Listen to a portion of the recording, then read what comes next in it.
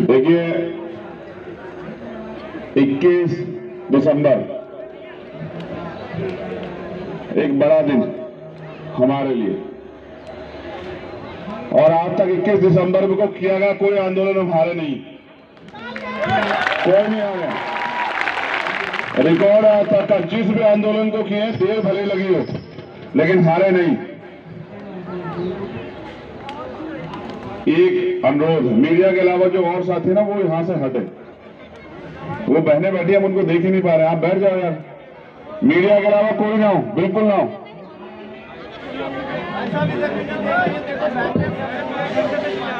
चौहान साहब आज आवाज पर सब बहनों को ऐसे सुनना पड़ेगा हमें।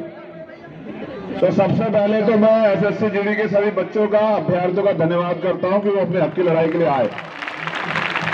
फिर मैं दिल्ली की पूरी टीम का, उन सारे साथियों का बिना नाम लिए जो मेरे आदेश के बाद उस दिन से आज तक मेहनत कर रहे हैं, घर परिवार छोड़ के आंदोलन को सफल बनाने का काम कर रहे हैं। देखिए मैं एक बात और स्पष्ट कर दूं, दिल्ली के लोग मुझे जानते हैं, प्रशासन के लोग, मैं चाहता तो इस भीड़ को वहां तक भी कर सकता था। ये बस मेरे एक स्टेटमेंट की देर थी, लेकिन मैंने सिर्फ दिल्ली के लोगों को इसलिए अपील की क्योंकि पूरे देश में जगह जगह पे इलेक्शन चल रहे हैं, कार्यकर्ता वहां भी तैयारी कर रहे हैं। लेकिन मैं उम्मीद के साथ जो है ना, पिछली बार समय देके गया था कि सरकार जाग जाएगी,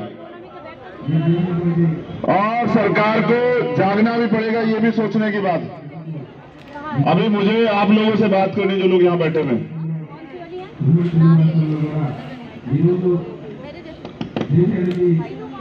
मैं समझता हूं कि आजाद भारत में गुलामों जैसी स्थिति क्यों बनी। एक वो भारत था जब हम अंग्रेजों के गुलाम थे, तब हमें अपने अधिकारों के लिए लड़ने का अधिकार नहीं था, तब हमें अपने हिस्से की लड़ाई लड़ने के लिए अधिकार नहीं थे। ये आजाद भारत है। यहां षड्यंत्र से शिक्षा महंगी की गई, यहां शिक्षा महंगी है, मौत आसान है, सस्ती मौत। महंगी शिक्षा, सस्ती मौत, और नौकरी के लिए जो करना पड़ रहा है वो मुझे बताने की जरूरत नहीं है। लेकिन गजब की बात यह है कि अगर नौजवान अपनी मांग इस सरकार से नहीं रखेंगे तो क्या वो अपनी मांग रखने के लिए किसी दूसरी सरकार से मांग रखेंगे? क्या वो अमेरिका वालों से मांग करें अपने हक की, अपने अधिकारों की? क्या वो फ्रांस, जर्मनी, ब्रिटेन वालों से बात करें? क्या वो श्रीलंका, नेपाल, चाइना के लोगों से बात करें? ये सरकार आखिर नौजवानों की बात सुनना क्यों नहीं चाहती? उस नौजवान की बात जो नौजवान इस देश की रीढ़ है, जो नौजवान इस देश की रक्षा करता है सीमा के और खड़ा होकर, जो अपने जान का बलिदान देता है, उस नौजवान को सरकार क्यों नहीं सुनना चाहती है? अगर उसका सबसे बड़ा कारण मुझे समझ आता है तो वो ये है कि सरकार नौजवानों को गुलाम समझती है। सरकार हमें जातियों धर्मों में बांट के राजनीतिक अपनी रोटियां सेकना चाहती है, लेकिन हमारे हक अधिकारों को देना नहीं चाहती। आप इलेक्शन का समय देखोगे, हर आदमी कहेगा 2 करोड़ रोजगार दे देंगे, 15 लाख रोजगार दे देंगे, 10 लाख रोजगार दे देंगे। लेकिन आप नौजवान साथी हो तो सोचो, जब सरकारी डिपार्टमेंट ही नहीं रहेंगे तो रोजगार कहां से मिलेंगे सरकारी? जिस तरह से सरकार निजीकरण कर रही है, जिस तरह से सरकार सरकारी डिपार्टमेंट खत्म कर रही है, आप सरकारी नौकरी के लिए लड़ रहे हो, प्राइवेट के लिए? जरा हाथ उठा के बताना, दोनों हाथ उठा के बताओ कौन सी नौकरी के लिए लड़ रहे हो?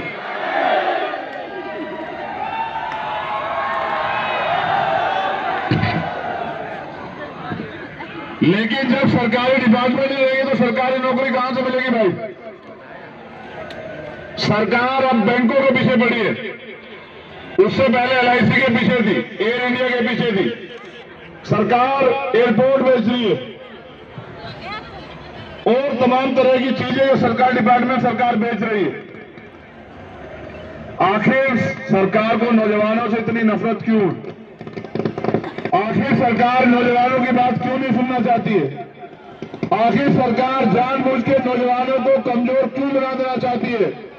मैं रात भी सुन रहा था और अब भी सुन रहा हूं यहां जो बहनें बैठी हैं ना, किसका 3 महीने का बच्चा है, किसी का 13 महीने का बच्चा है, किसी के 3 साल का बच्चा है।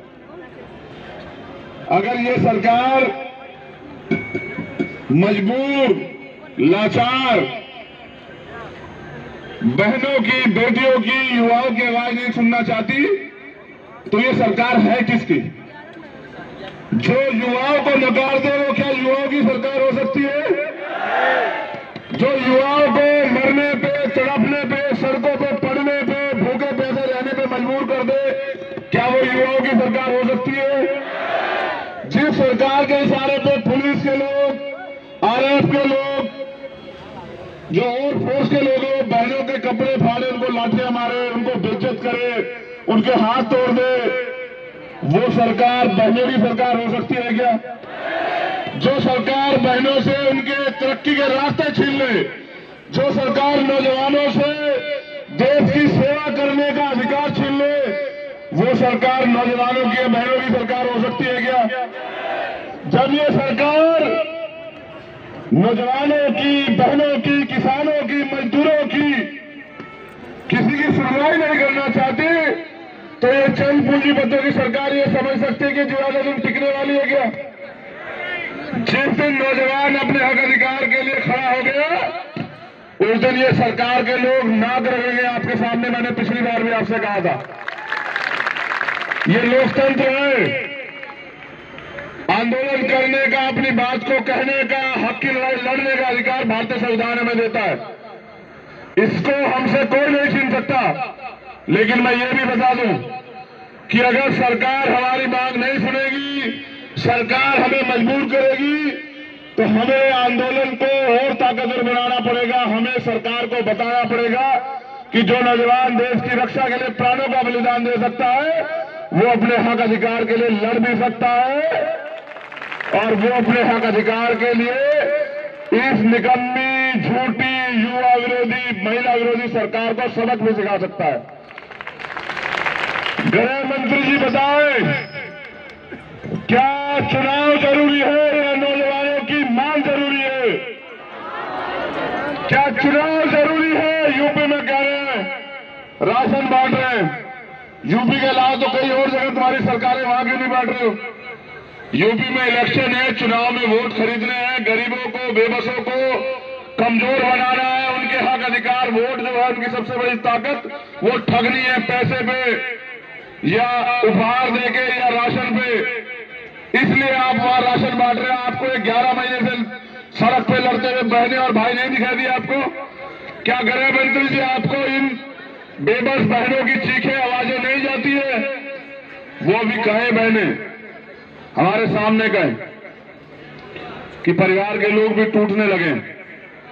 मैं ये कहना चाहता हूं कि टूटो मत, किसानों से सीख लो। 750 किसान बलिदान हुए, हजारों लोगों ने जेल काटी, और 1 साल से ज्यादा समय वो लड़ते रहे। बारिश आई, ठंड आई, धूप आई, तमाम तरह की परेशानी आई। उनको अपराधी कहा गया, उनको नक्सली, खालिस्तानी, पता नहीं क्या क्या कहा गया।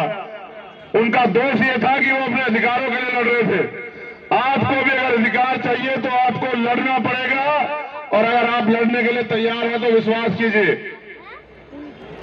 ये लोकतंत्र है, यहां संविधान है, यहां लड़ाई तलवारों और बंदूकों से नहीं लड़ी जाती।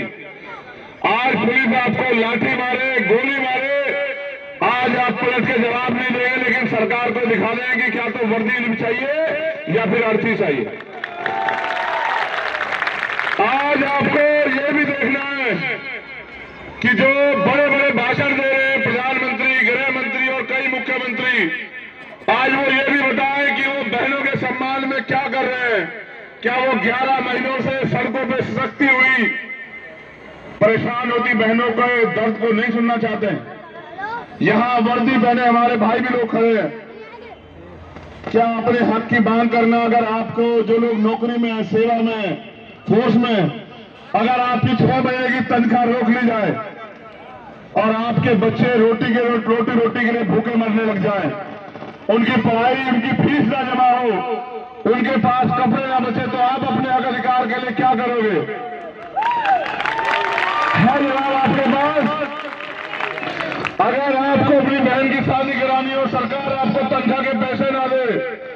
आपको अपने बच्चे का इलाज कराना हो, अपनी माँ का इलाज कराना हो, अपने बूढ़े पिता को सर्दी में कपड़े लेके देने और आपको ये सरकार तनख्वाह ना दे तो क्या करोगे आप लोग? ये नौजवान कलर की नौकरी के लिए नहीं लड़ रहे हैं, मैं फिर कह रहा हूं, ये अगर लड़ रहे हैं तो वर्दी के लिए लड़ रहे हैं, देश में बलिदान देने के लिए लड़ रहे हैं। और मैं आज इनके बीच में यहाँ इसलिए हूं क्योंकि मैं एक नौजवान हूं और मैं नौजवानों का दर्द समझता हूं, मैं बेरोजगारी का दर्द समझता हूं, मैं पढ़ लिख के BA, MA, MBA, MCA करके PhD करके सड़क पे घूमते बेरोजगार का दर्द समझता हूं क्योंकि मैं बेरोजगार, मैं जानता हूं बेरोजगारी का दर्द क्या है। और इस महंगी शिक्षा में किस तरह हमारे माँ बाप यहाँ जो बैठा है ना वो अमीर नहीं है, अगर अमीर होता तो वो इस क्लर्क की नौकरी के, इस कांस्टेबल की नौकरी के लिए सड़क पे नहीं होता। ये वो लोग हैं जो गरीब हैं, ये वो लोग हैं जो देश से प्यार करते हैं। 10% पूंजीपतियों ने देश पे कब्जा कर लिया, हम समझ भी नहीं पाए। ये देश जो है हर व्यक्ति कर्ज में डूब गया है, ये है हिंदुत्ववादी सरकार का हल। और यहाँ जो लोग बैठे हैं उनमें से कितने लोग जो हैं मुस्लिम है, सिख है, जैन है, बौद्ध है, पारसी है, और कितने तथाकथित हिंदू है, ये भी आप अपने आप से सवाल पूछो। अगर ये सरकार हिंदुओं की शिष्क्रिया भी नहीं सुन रही, उनका दर्द भी नहीं सुन रही, तो क्या ये हिंदुओं की सरकार है? ये सिर्फ और सिर्फ पैसे वालों की सरकार है और इनको सिर्फ पैसों से मतलब है। इनको अगर देश भी बेचना पड़ जाए तो ये लोग पीछे नहीं हटेंगे। आपको अपने हक की लड़ाई खूब लड़नी पड़ेगी। मैंने तो कल कहा, कल शाम मैंने लिखा कि नौजवान देश की रीढ़ है। सरकार को चाहिए कि नौजवानों के लिए रोजगार की व्यवस्था करें, रोजगार उत्पन्न करें, रोजगार तैयार करें और उड़ने का मौका दे, नौजवानों को खुल के जीने का मौका दे, उनको अपने अवसर प्रदान करे कि वो आगे बढ़ के इस देश की तरक्की में योगदान करे, टैक्स दें। लेकिन आपने नौजवान को दिया क्या पिछले 7 साल में? बेरोजगारी, सुसाइड, लाठियां। जब हक के लिए लड़ना आता है तो लाठियों से पीटते हो, जूतों से पीटते हो। क्यों? ये किसी दूसरे देश के लोग हैं क्या? क्या ये आपके बच्चे नहीं हैं? और अगर अमीरों को गरीबों से इतनी नफरत है तो लिखो कि बहुत कम समय बचा है गरीबों के पास, आप गरीब हक की लड़ाई के लिए सारी लड़ाई लड़ने को तैयार है। अब अमीरों को अपने दरवाजे मजबूती से बंद कर लेने चाहिए। अब गरीब किसे रोकेगा नहीं, अब गरीब ज्यादा दिन मांगेगा भी नहीं, क्योंकि जब जुर्म, जाति, अन्य अत्याचार की इंतहा हो जाती है तो फिर क्रांति जन्म लेती है। और आज इस धरती से क्रांति जन्म लेगी, जंतर मंतर की धरती से। और आप जानते हैं, मुझे गवाही नहीं देनी, ये देश बलिदान का देश है। हम शहीद आजम सरदार भगत सिंह के भाई हैं, बच्चे हैं।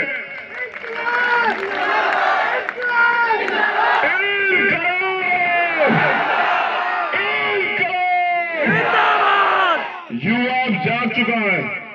हम शहीद आजम उधम सिंह के बच्चे हैं, हम शहीद आजम सरदार करतार सिंह सराभा के बच्चे हैं, हम बाबा साहब अम्बेडकर के बच्चे हैं, हम सरदार पटेल के बच्चे हैं।